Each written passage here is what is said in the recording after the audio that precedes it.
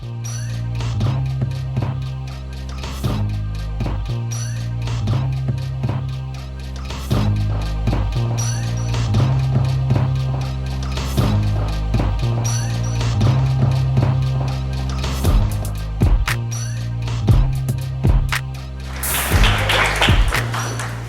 you, Professor.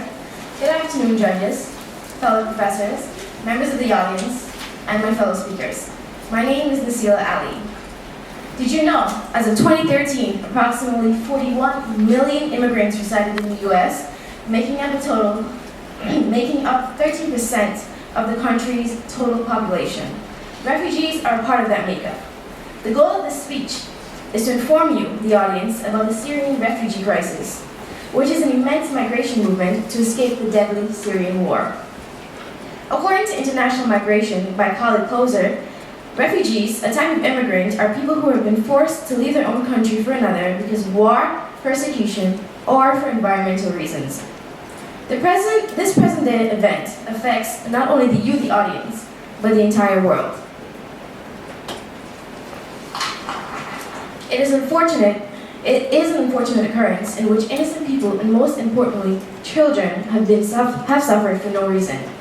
Society has taught us to help those in need, despite significant differences, and as a united nation, we should lend a helping hand. I have extracted valuable information from books such as the International Migration, articles from the New York Times, and various reliable websites such as worldvision.org and Syrian Crisis EDU.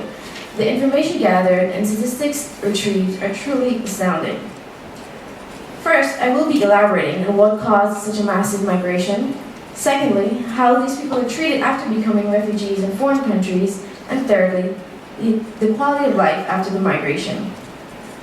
The Syrian refugees are individuals who migrate to live in a less hostile environment, despite leaving their homeland to endure harsh treatments as they become refugees and suffer as their quality of life is diminished.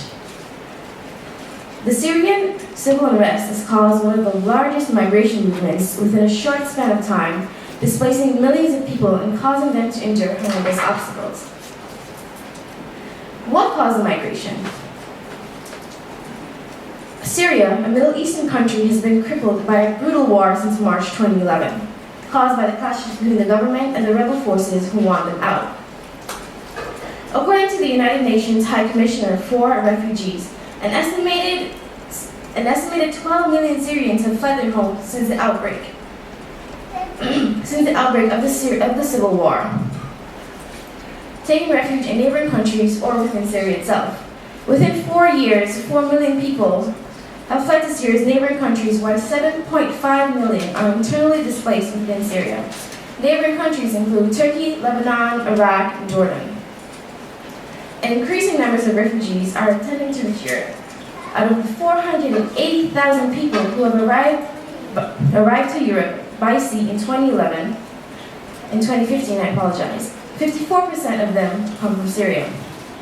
These refugees have no other option than to travel illegally. The methods of migrating are also very hazardous. How are the refugees treated? As the Syrians migrate by illegal and unsafe methods, they are not only subjected to harassment by the transporters, but also rejection and ill treatment by some countries. The alleged transporters are people who offer their services to aid the migrants in escaping, but under dire circumstances. These so-called transporters charge a hefty fee, which families are forced to sell all their real and personal property to afford it. They travel at midnight by boats, which they overload by at least 15 people. In worst-case scenarios, the transporters abandon the migrants in the middle of the sea, absconding with all their money and rendering them helpless. As these immigrants travel under such circumstances, their arrival to the new countries is sometimes greeted by rejection. According to a New York Times article by Barbara Sirk, Hungary just closed its border to these immigrants as they had no strategy to deal with such a movement of humanity. The refugees that are accepted by some countries but undergo harsh treatments. They are instantly thrown into jail and sometimes without food or water. The countries that accept the refugees but offer no further assistance, as these people are forced to fend for themselves regarding the basic needs: food, clothing, and shelter. The quality of life after the migration.